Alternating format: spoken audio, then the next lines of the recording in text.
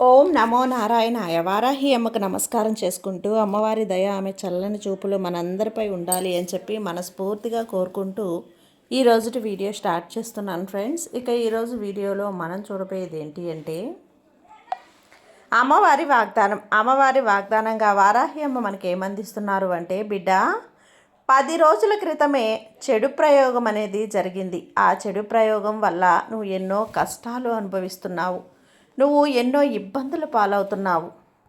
అనవసరంగా మాటలు అనాల్సి వస్తుంది. ఇతరులు నన్ను ఉదాహరణగా చేసుకుంటున్నారు.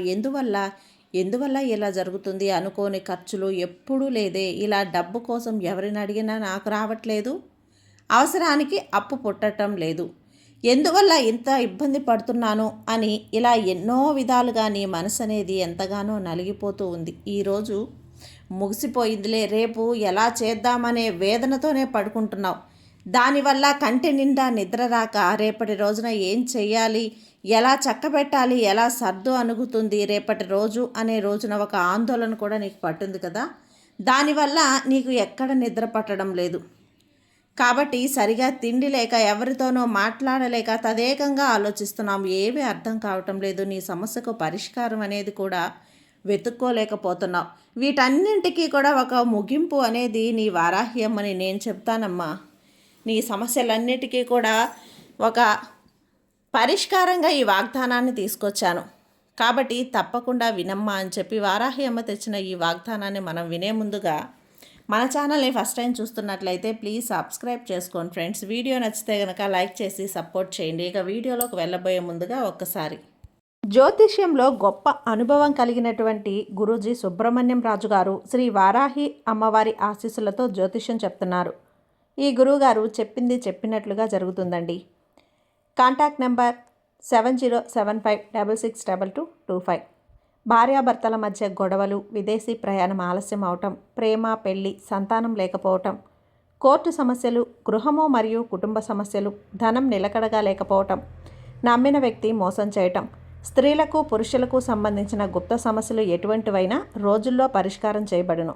మీరు ఎంతోమంది దగ్గర జ్యోతిష్యం మరియు పరిష్కారాలు చేయించుకొని నిరాశ చెంది ఉన్నట్లయితే ఒక్కసారి ఆదికొండ దేవతలైన కోయరాజు గారికి కాల్ చేయండి. కోయ గురూజీ గారు కొండదేవత పూజారి సుబ్రహ్మణ్యం రాజు గారు. Contact number 7075662225.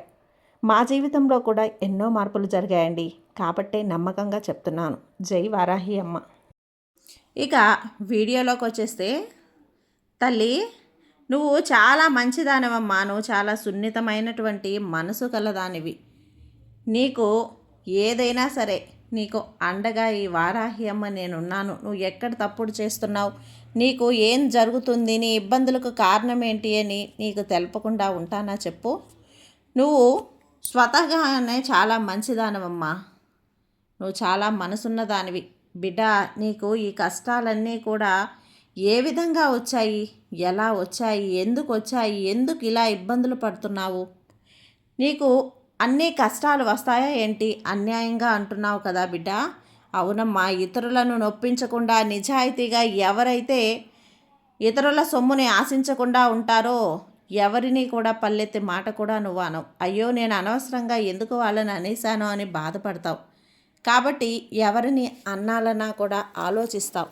కానీ నిన్ను మాత్రం చాలా సులభంగా ఇతరులను నొప్పించేస్తున్నారు బిడ్డ. ఇతరులకి నీ దగ్గర ఏదైనా అడిగారు అంటే తప్పకుండా అంతో ఇంతో సాయం చేస్తావు. ఖచ్చితంగా నీ దగ్గర లేకపోయినా సరే అందుకైనా వాళ్ళకి సహాయంగా ఎవరో ఒకరిని అడిగి ఇవ్వటం, వాళ్ళకి సహాయంగా నువ్వు ఏదో ఒకటి చేయటం అనేది చేస్తావు. ఇలాంటి మంచి గుణాలు ఉన్నాయి నీలో. ఒకరిది ఆశించవు, ఒకరిది దగ్గర చేయవు, చావవు. ధైర్యంగా ఖచ్చితంగా నువ్వు ఒకరి దగ్గర చెయ్యి చాచకుండా బ్రతకాలి అని కోరుకుంటావు. ఎవరి దగ్గర ఏది ఆశించవు. కొంచెం ఎక్కువగానే నిజాయితీగానే ఉంటావు.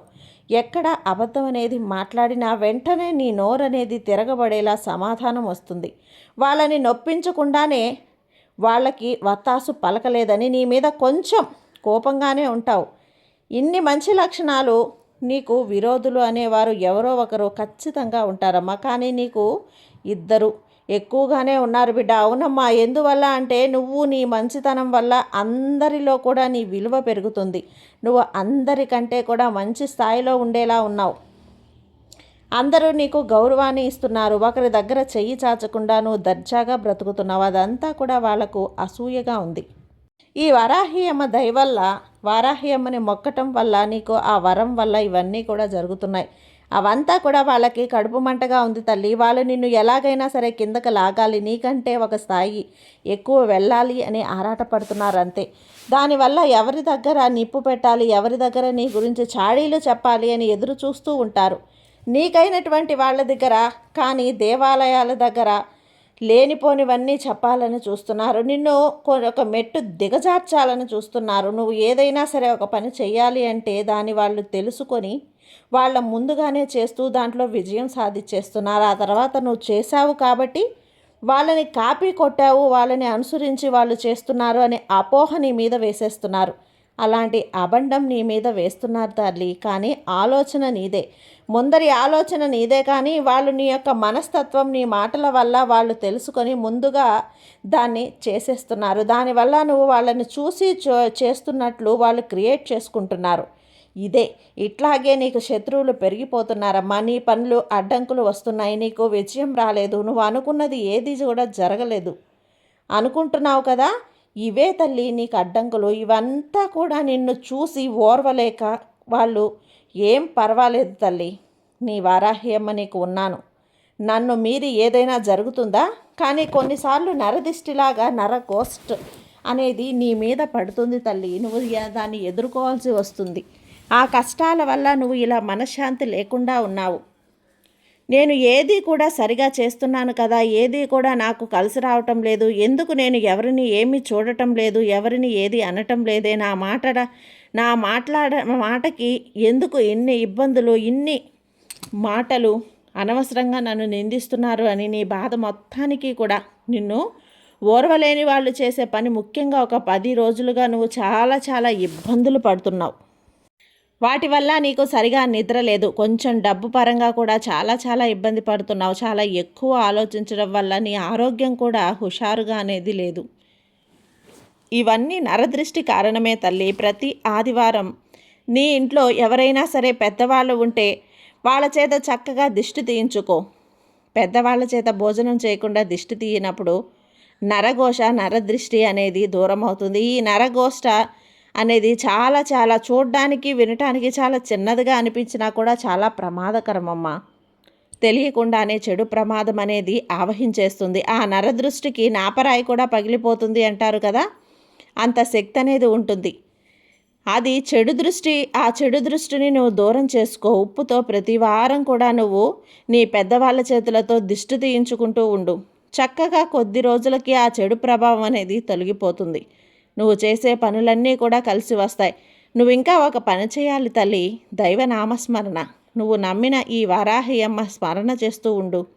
నీకు దైవారాధన వల్ల దైవ బలం, ఈ వారాహి అమ్మ యొక్క బలము, ధైర్యం అనేది నిన్ను ఆవహించి చెడు ప్రభావం అంతా దూరం అవుతుంది. ఆ చెడు ప్రభావం నిన్ను ఆవహించినా కూడా నీకు ఎలాంటి ఆపద రాకుండా దూరం అయిపోతాయి. అవి వెంటనే అంటకుండా నీకు ఈ అమ్మ బలం అనేది నిన్ను కాపాడుతుంది. ఇలా చెయ్యి తల్లి. ఈ శక్తి, ఈ అమ్మ శక్తి, వారాహి అమ్మ శక్తి నీకు ధైర్యంగా మారి నీలో ఖచ్చితంగా అమ్మ అనుగ్రహం నీకు ఉంటుంది తల్లి. ఈ వారాహి అమ్మ దయ ఉంటే ఎవరు ఏం చేస్తారు చెప్పు? నిన్ను ఎవ్వరూ ఏమీ చేయలేరు. ప్రతి వారం ఉప్పుతో మీ పెద్దవారితో దిష్టి తీయించుకుంటూ ఉండు. సమయానికి మీ పెద్దవాళ్ళు లేరా, నువ్వే ఎడమ చేత్తో నీకు నువ్వే దిష్టి తీసేసుకో. తప్పకుండా నీకున్నటువంటి నరదృష్టి దూరం అవుతుంది బిడ్డ. అలాగే చెప్పాను కదా, ఈ వారాహి అమ్మని స్మరిస్తూ ఉండు. ఈ అమ్మ స్మరణ, దైవ స్మరణ అనేది చాలా గొప్పది. నన్ను నమ్మినటువంటి నా భక్తులని నేను కాపాడుతాను. నా శక్తిని మీకిచ్చి నువ్వు అనుకున్న కార్యాలన్నీ విజయవంతం అయ్యేలా చేస్తాను. ఈ 10 రోజులు ఒక లెక్క, ఇక మీద జీవితంలో నీ జీవితం మరో లెక్కలా ఉంటుంది. ఈ 10 రోజుల్లో పడిన కష్టాలన్నీ కూడా మర్చిపోయేలా నీకు ఆ బంధం కలుగుతుంది. పాటించు బిడ్డ. ఈ అమ్మ ఏది నీవు కోరినా చెప్పాను కదా, అన్నీ నీ కోసమే కదా, పాటించు. భక్తితో విని పాటించు బిడ్డ అని అమ్మ ఆశీర్వాదం నీకు పరిపూర్ణంగా ఉంటుంది.